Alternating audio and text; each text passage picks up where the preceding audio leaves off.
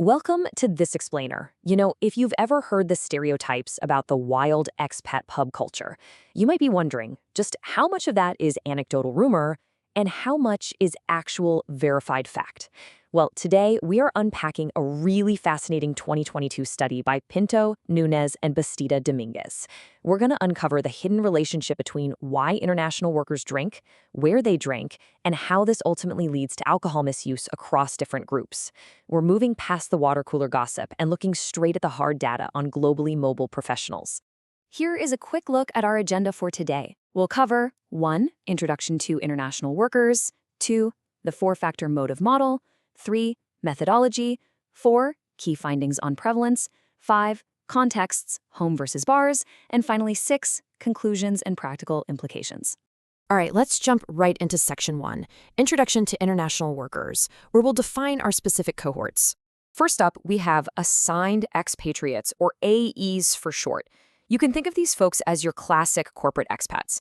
They are individuals who are temporarily sent abroad by their employer. Because of that, they usually benefit from formal corporate sponsorship. This means they often have a structured safety net, nice relocation packages, and a direct, ongoing tether to their home organization. Then we have self-initiated expatriates, or SIEs.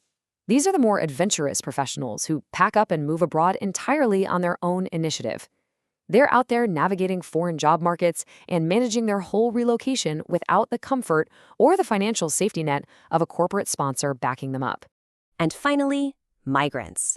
These are foreigners who are legally living and working for long, often indefinite periods in their destination country. Now, breaking international workers down into these three completely distinct groups is actually the secret to figuring out exactly how their specific lifestyle impacts their psychological well-being, and, consequently, the relationship with alcohol. Moving right along to Section 2, the four-factor motive model, which serves as our conceptual framework. So, psychological models suggest that people drink to attain valued outcomes, and this study categorizes those outcomes into two very distinct behavioral pathways. On one side, we have proactive behaviors. This is drinking to actively achieve a desired positive state, like seeking pleasure or enhancing a social gathering. On the flip side, we have reactive behaviors. This is drinking to escape or avoid a negative state. Think about coping with the severe stress of a massive international move, or simply conforming to peer pressure just to avoid feeling left out. Those behaviors break down neatly into four specific motives. You have enhancement for pleasure and sensation seeking, social motives to connect with others, coping to escape negative emotions, which, by the way, is heavily linked to severe drinking problems, and conformity, just to fit in. Now, going into this research, the initial hypothesis was that stressed-out business expatriates who are dealing with all the anxiety of relocation would heavily rely on coping motives. Keep that hypothesis in the back of your mind as we go forward. Let's look at Section 3, Methodology, focusing on their empirical approach.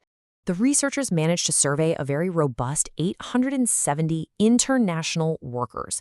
That is a massive sample size, spanning multiple origins and major global hubs, primarily over in Europe. A scale like this ensures that these findings aren't just one-off anecdotes. They are firmly grounded in a really substantial cross-section of the modern global workforce. To capture the real data securely and accurately, the team used cross-sectional web surveys featuring what's known as the audit tool. That stands for the Alcohol Use Disorders Identification Test. Developed by the World Health Organization, it's essentially the gold standard 10-question screener. It's perfectly designed to flag consumption levels, symptoms of dependency, and hazardous drinking patterns. Now, for the really interesting part, Section 4, Key Findings on Prevalence. Let's dive into the empirical data. The sheer scale of what they found is literally staggering. 89.2% of the surveyed international workers consumed alcohol in the past year. That places this demographic at the very highest end of global consumption rates documented by the World Health Organization. And what's even more alarming, roughly 34.4% reported heavy, hazardous drinking. So clearly, alcohol is undeniably a central fixture in the lives of international workers. But here is where the data gets absolutely fascinating. Migrants consistently reported the lowest levels of alcohol misuse. However, the business expatriates, both the assigned and self-initiated ones, demonstrated highly elevated levels of heavy drinking. And remember that hypothesis about them drinking to cope with relocation stress? It was totally wrong. Their heavy drinking was actually driven primarily by enhancement motives. They were drinking heavily for pleasure, sensation-seeking, and to amplify positive moods. This fundamentally changes how we need to look at expatriate behavior. This brings us to Section 5, contexts. We need to look at home versus bars. You see, it's not just about why they drink, but where this consumption actually occurs. The researchers established a very clear dichotomy between social contexts and private contexts. Social settings like bars and business parties are highly observable environments where drinking is pretty normalized. But private contexts, like drinking at home alone or with family, happen strictly behind closed doors. This creates a totally different, unobservable set of risk factors, depending on the exact type of worker we're talking about. Let's break down exactly how these risk factors map to our different groups, because the relationships here are incredible. Assigned expatriates actually face the highest risk of alcohol misuse when they are drinking privately at home, where their heavier consumption is completely hidden from colleagues. Conversely, married self-initiated expatriates hit their heaviest drinking in public, highly social settings like bars. Meanwhile, for migrants, while their overall consumption is the lowest, their specific risk of hazardous drinking spikes significantly when it's driven by coping motives. So the group you belong to, the context you're in, and your core motive, they're totally interlocked.